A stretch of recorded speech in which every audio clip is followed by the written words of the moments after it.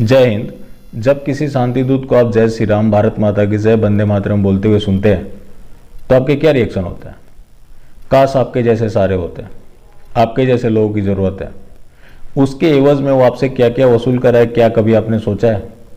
वो मैं आपको आगे बताऊंगा, हैरान रह जाएंगे। शुरुआत बंगाल चुनाव से। चुनाव से पहले ही ममता बनर्जी स्कूटी से गिर गई। खैर वो लोगों की नज़रों में बहुत पहले से गिर चुकी हैं। अब वहाँ उनके जो अपोजिट में है बीजेपी। अब बीजेपी के बारे में आऊँ उससे पहले एक चीज़ मैं आपसे क्लियर कर दूँ, मैं किसी भी पॉलिटिकल पार्टीज में बिलीव नहीं करता और ना कभी करना पसंद करूँगा। पहले अच्छाई की बात कर लेते हैं। जब 2014 में नरेंद्र मोदी सत्ता में आए तब लोगों को लगा कि इस देश में हिंदू नाम की भी कोई कम्युनिटी है, लेकिन जो डेवलपमेंट हुए वो डिजिटल और पॉलिटिकल हिंदू के हुए। डिजिटल हिंदू वो जो सोशल मीडिया में है, जो अलग अलग तरीके से बीजेपी के लिए कैंपेन करते हैं, इवन हर जगह जय श्री राम के नारे होते हैं, लेकिन उनको भगवान राम के आदर्शों से कोई लेना देना नहीं है। इनफैक्ट बीजेपी को भी भगवान राम के आदर्शों से कोई लेना देना नहीं है। भगवान राम के आदर्श बड़े महान थे, लेकिन दो चीज़ें खास थी। जब वो वनवास गए थे तब माता सीता जी का हरण हुआ। वो तो अयोध्या नरेश थे, चाहते थे अपने लोगों को अयोध्या से बुला सकते थे, या फिर अपने घर चले जाते कि हमें कुछ लोगों की ज़रूरत है, ऐसा ऐसा हुआ है। लेकिन उन्होंने ऐसा कुछ नहीं किया। उन्होंने जंगल में लोगों को इकट्ठा किया, फिर लंका पे चढ़ाई की। उन्होंने कभी भी परिस्थिति का रोना नहीं रोया। दूसरा खास जो था, उन्होंने रावण का भरोसा जीतने की कोशिश नहीं की। आज रावण की अवैध वैचारिक औलाद है जो रावण को बहुत पीछे छोड़ चुकी है। रावण कुछ भी था, ज्ञानी था, लेकिन ये बकरीबाज है। फिर भी जो राम को मानने वाले हैं उनका इन्हीं का भरोसा जीतना है। सबसे खास बात यह है बीजेपी की, माहौल अच्छा बनाती है। जैसे 370 को लेकर बनाया, आप में से जिनसे पूछा जाए यही बोलेंगे 370 खत्म हो गया। मैं भी कहता हूँ खत्म हो गया, लेकिन उसके सारे प्रोविजन वापस से लाकर रख दिए गए। गृह मंत्रालय का नोटिफिकेशन है, अगर आप पिछले 15 साल से जम्मू कश्मीर में रह रहे हैं तब आप वहाँ के नागरिकता पा सकते हैं। इसके अलावा वहाँ पे जितने भी गवर्नमेंट जॉब्स होंगे वहाँ के स्थानीय नागरिकों को दी जाएंगी। फिर 370 हटाया किस लिए गया था? वापिस से लाकर उसी मुहाने पर खड़ा कर दिया गया था। बीजेपी का भी इसमें डबल फायदा हुआ। जो उनके समर्थक थे वो भी खुश हो गए, और जिनके लिए काम करना है उनके लिए तो कर ही रहे। बीजेपी हिंदुओं का एक ऐसा बगीचा है जो फल हमेशा जिहादियों को देता है। अब सवाल यह है कि बंगाल में बीजेपी आ जाती है तो हिंदुओं के ऊपर क्या फ़र्क पड़ेगा, क्योंकि वहाँ हिंदुओं की स्थिति बहुत दयनीय है और उसके जिम्मेवार भी वही लोग हैं। एक चीज़ है, बंगाल में कभी जाति और धर्म की बात नहीं हुई, लेकिन इस तरह से उन्हें प्रताड़ित किया जा रहा है कि आज उनके पास कोई ऑप्शन नहीं है। बीजेपी के आने के बाद इतना ज़रूर बदल जाएगा कि बीजेपी इस एक्टिविटीज़ को उतना बढ़ावा नहीं देगी और सीधे तौर पे कभी हिंदुओं का विरोध नहीं करेगी। बाकी काम उसको भी शांति दूतों के लिए ही करना है। मेरी बातें थोड़ी अपवर्ड सी लग रही होंगी। गवर्नमेंट की स्कीम खोलिए और देखिए, नरेंद्र मोदी जी का वक्तव्य देखिए, हमेशा मुस्लिम महिलाओं की बात करते हैं। हिंदू महिलाओं ने क्या गलत कर दिया जो कभी उनके जुबान पे नाम नहीं आता? सारे स्कीम उन महिलाओं के लिए ही होते हैं, हिंदू महिलाओं के लिए क्यों नहीं होते हैं? अब जो वहाँ पे षड्यंत्र चल रहा है, 2014 के बाद शांति दूतों ने हर कोशिश की कि बीजेपी को रोका जाए। हर जगह वो वोट किस पैटर्न पे करते हैं, बीजेपी को कौन हरा रहा है। अब उन्होंने उसमें थोड़ी सी बदलाव कर दिया। अक्सर देखते होंगे कुछ राष्ट्रवादी चैनल हैं, वैसे तो वो राष्ट्रवादी है नहीं, चोला ओढ़े घूमते हैं। मैं नाम किसी का नहीं लूँगा। वो चुन चुन कर शांति दूतों के इंटरव्यू लेते हैं, कई उसमें से जय श्री राम भी बोल देते हैं।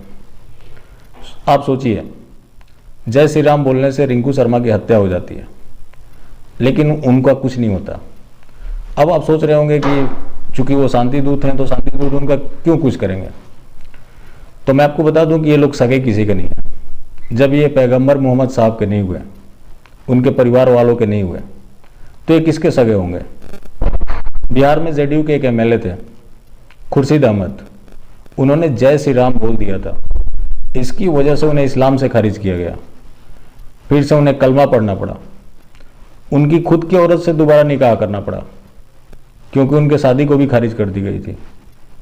नुसरत जहाँ जो कि एक जैन से शादी करती है, उसके मंगलसूत्र के लिए फतवा आ जाता है। लेकिन ये लोग बोलते हैं इनके खिलाफ कुछ नहीं होता, ये पूरी तरह से साजिश है। इस साजिश के पीछे कौन है?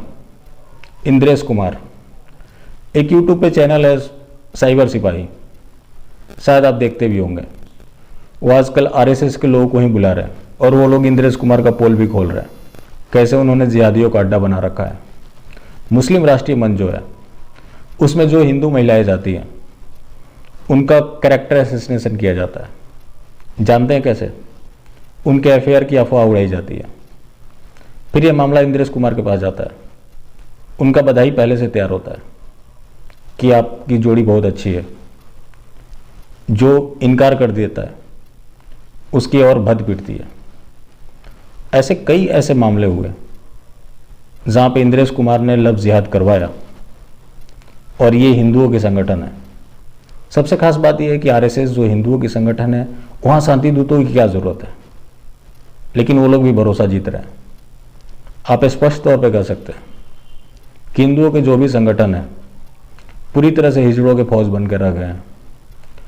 अब एक षड्यंत्र चल रहा है राम मंदिर में भी, जिहादी भी राम मंदिर में डोनेशन दे रहे हैं। कितना दे देंगे?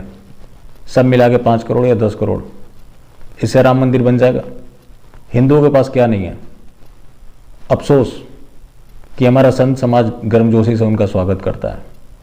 मैं पूछना चाहता हूँ 500 सालों तक भगवान राम का मंदिर क्यों नहीं बना? कौन बीच में रोड़ा डाले हुए था? इन लोगों ने तब कैंपेन क्यों नहीं की? ये एक पूरी तरह से साजिश है ताकि आपको आगे लज्जित किया जाए कि हमारा भी योगदान उसमें शामिल है।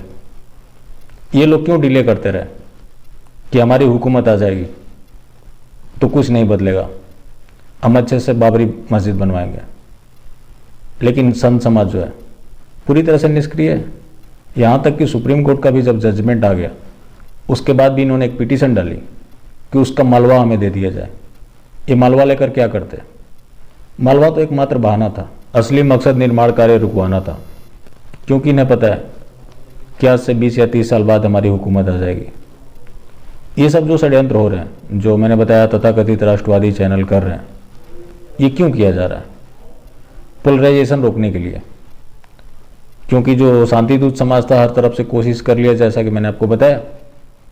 अब इन्हें लगा कि इस तरह से हम करेंगे तो पोलराइजेशन नहीं होगा, क्योंकि अक्सर ये करते थे, अपना नारा देना शुरू कर देते थे। उसका नतीजा ये होता था कि हिंदू समाज को भी लगता था कि अब हम कहाँ जाएं, तो डेफिनेटली बीजेपी को वोट करता था।